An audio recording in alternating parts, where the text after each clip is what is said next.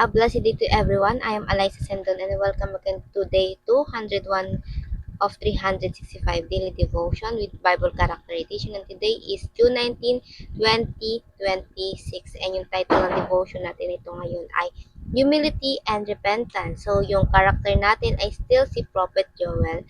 Prophet Joel is God used to tell Judah to repent. So sa kanyang book, yung main message nito is to repent before the coming day of God. This is the judgment day. So also yung book niya ay kino-quote ni Jesus Christ sa New Testament since yung during the time ni Jesus Christ, meron lamang ay Old Testament.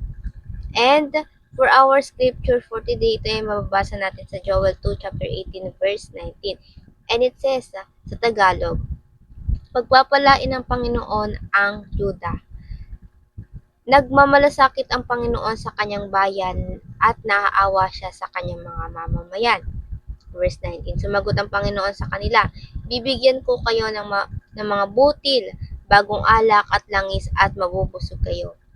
Hindi ko papayagang hiyain kayo ng ibang bansa.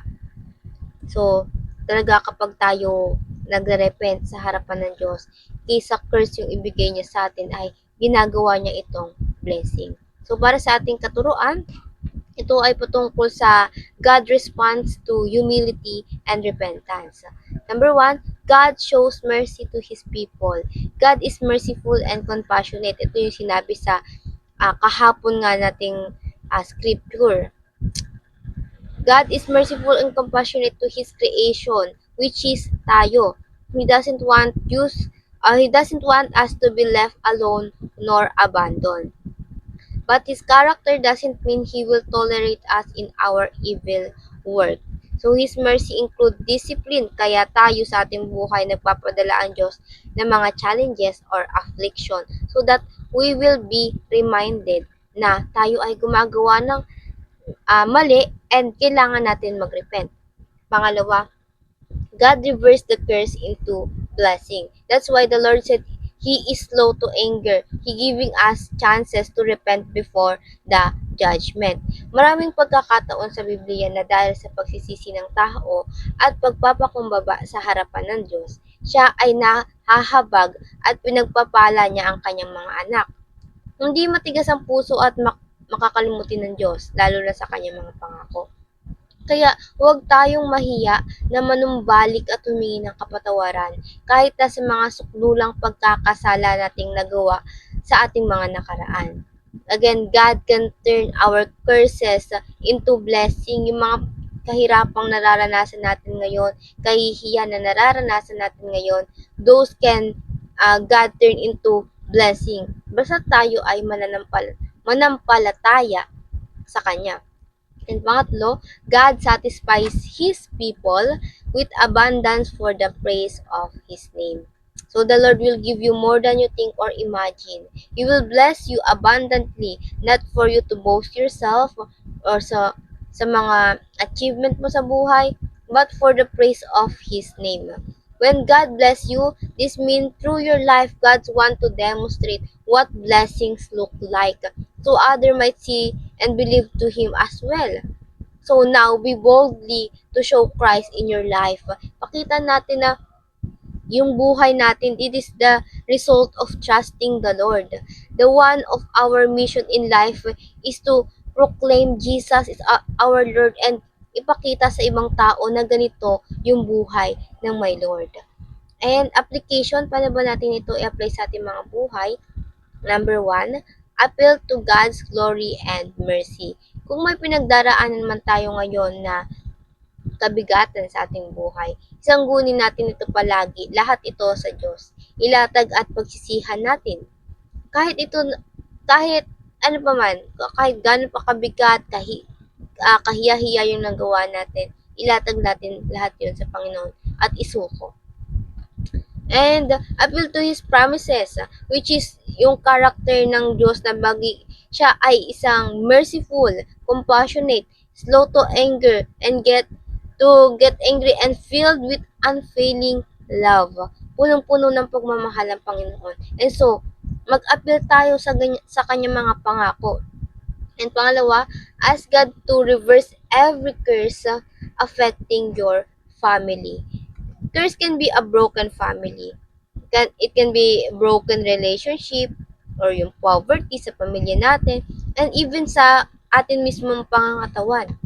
Ask God to cut it and help you start with newness, with renewed mind and transform life. Hingin natin to sa Panginoon. To cut the generation poverty na tama na yung paghihirap na naranasan mo before.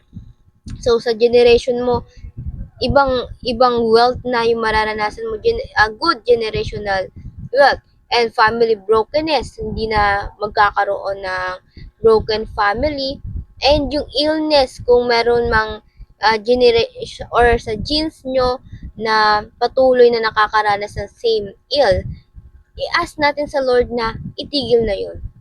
Stop those curse and turn those into blessing.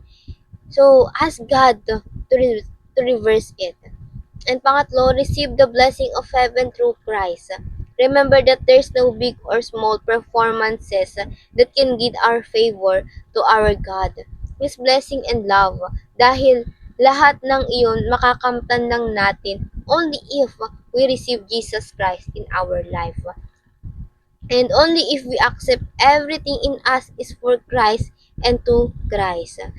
And the blessing can be abundant because our God is not limited. And ayun lang po for our teaching and application. And para naman sa ating reflection, what should we pray for ourselves, our family, and to our nation? And before we finally end, let's have a short closing prayer. And let's pray, everybody.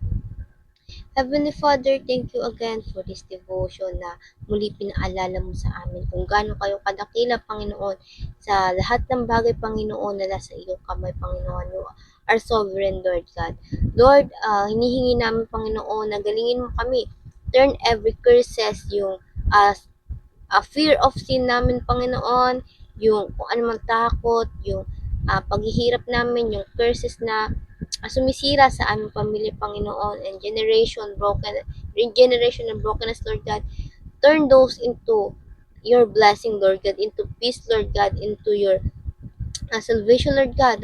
Tulungan mo kami, Panginoon, na alisin lahat ng iyon at i-focus lahat ng iyon sa inyo, Panginoon. Tulungan niyo ang aming mga puso, Panginoon, at Panginoon, again, patawarin mo kami sa aming mga pagkakasala. And Lord, help us to do your will to our life, Lord God, and help us to become what you want us to become, Lord God. And Panginoon, ikaw nawa palagi manguna at madakila sa aming mga buhay, Panginoon. Help us to point other people to Jesus Christ. And ayun lang po, in Jesus' name we prayed. Amen and amen and amen. At ayun lang po, I hope marami tayong natutunan at matututunan pa. And I pray na sama-sama sana tayong lumago para sa Panginoon. See you again tomorrow for our devotion. Have a nice day ahead and God bless.